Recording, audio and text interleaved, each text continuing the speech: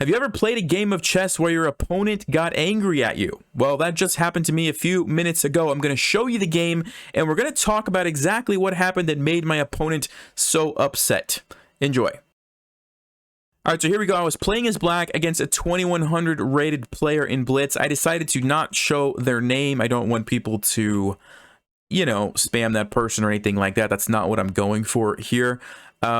They played the Scotch game, and it's funny because just a couple of days ago, I played, if you watched that video, I played a game against the Scotch, and I actually got into some trouble. I took, and then I went for this, you know, I think I played bishop c5, bishop e3, traded some stuff, and brought my queen to f6, and it just didn't turn out very well.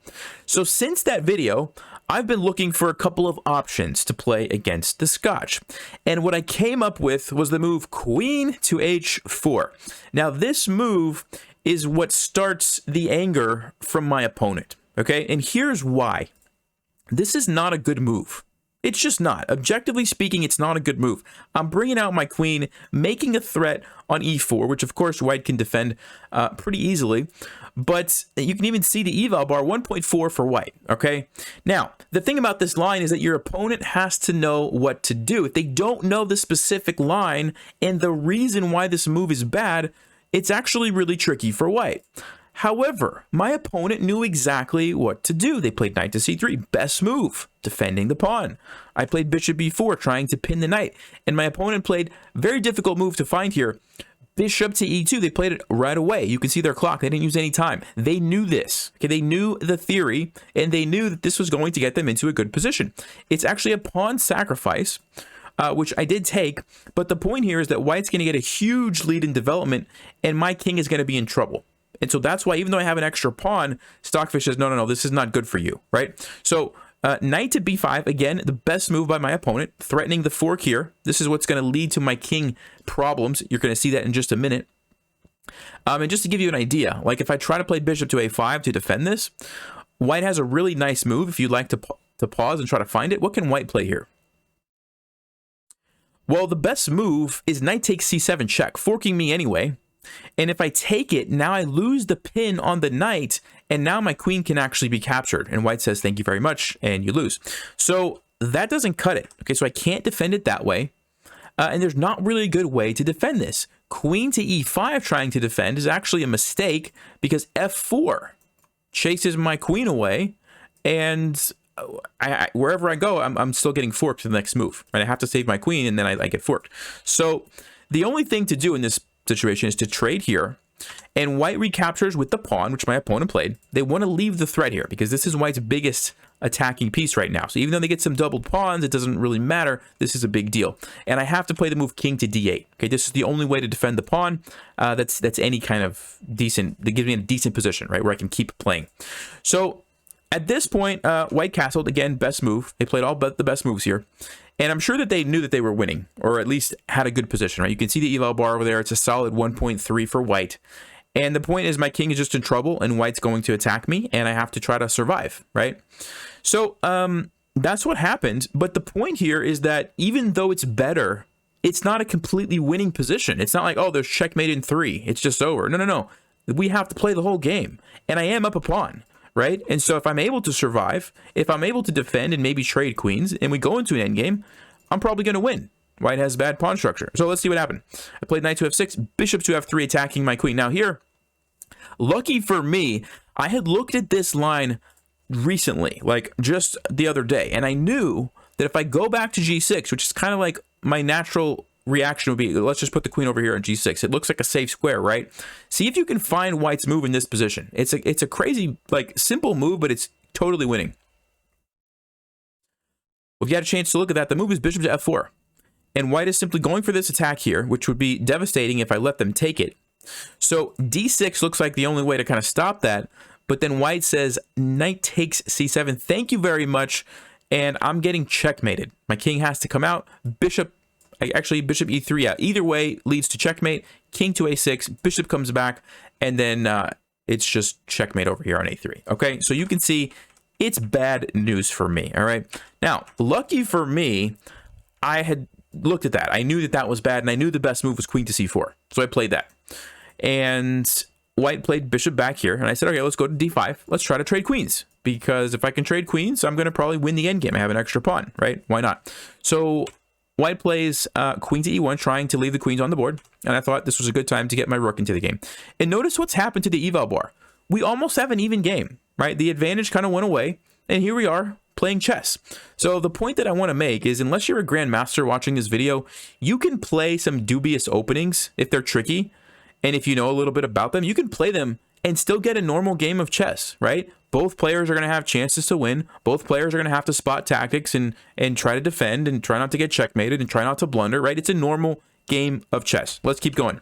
He plays bishop e3, a6. I wanted to kick the knight away. The rook comes over and I said, you know what? That looks like a free pawn. I'm going to take it. So I took it. He plays knight to d4, d6. I figured this was a good time to let my bishop out and, you know, try to stop the rook there because this pawn is kind of a shield. We get the trade. He goes here, and I said, you know what? Let's bring the bishop out, attacking this pawn. And the reason I wanted to do this was I figured he might be thinking about going over here and lining up on my pawn, and I wanted to give myself an option for my queen if that happened. So now if the rook comes over, I would take this pawn, right? This is what I'm talking about. So I thought, okay, bishop f5 makes sense. He goes bishop d3. I said, let's keep trading. The closer we get to the endgame, the happier I'm going to be. And here I decided, you know what? Passed pawns must be pushed. It's a common saying in chess, and I said, you know what? This is the time. Let's do it. So I started pushing the pawn, and I pushed the pawn, and I pushed the pawn, and I defended this, and I'm actually really happy with my position. The pawn is going, and so he tried to stop it. I kept pushing it. I said, why not? Now the rook has to sit there and guard it, and my rook that I didn't develop is actually right where I want it to be. So that worked out nicely, and I put my king there, getting ready to bring this rook over, maybe to do something on b1. There we go. I played queen e5. I'm trying to trade the queens, because once I get those queens off, my king's going to come up. I've got this guy here. It's not good for white. He doesn't do that. Block the check. And I said, all right, let's defend. I'm just defending both of my pawns from the queen. My king's actually pretty safe now, because apart from these weaknesses, white can't really get to it. Goes back here. I brought the rook up. Now here I made a mistake. Actually missed a nice move. If you would like to pause, what's the best move for black in this position? All right, well, if you had a chance to look at that, the best move is queen takes a1. Now, in all honesty, I saw this idea, but I'll tell you why I didn't think it was good. Now here's the first point. If the rook takes my queen, well then it's just checkmate. There's a back rank here. The king can't get off the back rank, and we get this checkmate. Okay, that's pretty straightforward. The reason I didn't want to play it, and the reason I was afraid, is because this move, queen takes f5 check. And I thought, now my king's going to like run around, and I don't know what's happening with the queen over here. And I just kind of stopped analyzing. But Stockfish says, no, you just play king e7. The rook can't ever get involved, because my queen would always just take it. So it's really just a matter of what can the queen do. And after queen to g5 check, I come back, and the only other check is here, but I can now use my queen to block, and I just essentially got that rook for free, right? So that's what I missed in the game. I thought that, you know, there was going to be more counterplay. So I played the move rook to a5 to defend that pawn, and then create the threat again of here.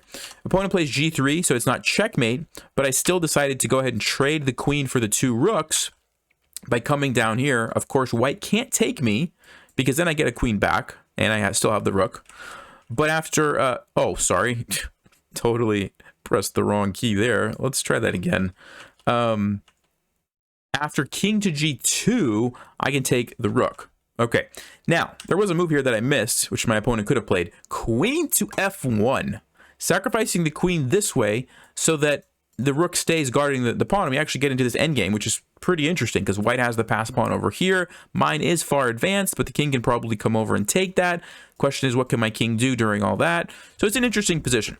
White could have played on, but they didn't see that. Played king g2, and then they blundered the queen here. I forgot about the rook that was defending. Now, even if they didn't do that, my plan was going to be to move this rook somewhere, maybe even with check, and then get a new queen. And I don't think white really had much that they could do. So this is the moment where my opponent said it was a garbage opening, garbage player. That wasn't clickbait. That actually was, you know, a message that I got. The reason is it makes sense, right? This opening, sorry, I'm all over the place. This opening is not a good opening objectively if you know what to do. And they knew what to do, and they got into a good position. This is like all you can hope for as the white side of the Scotch game against this line. I think they were just upset that they weren't able to win, right? But how many times has this happened, even to myself? You play the good opening, you get into a good position, you still have to win the game. It's not over just because somebody plays a bad line, right? It just happened to me a little while ago. I played another line. I was totally winning. I messed it up. I didn't win the game, right? You gotta finish the game. Let me know if you had a similar experience, and I'll see you next time. Stay sharp, play smart, take care.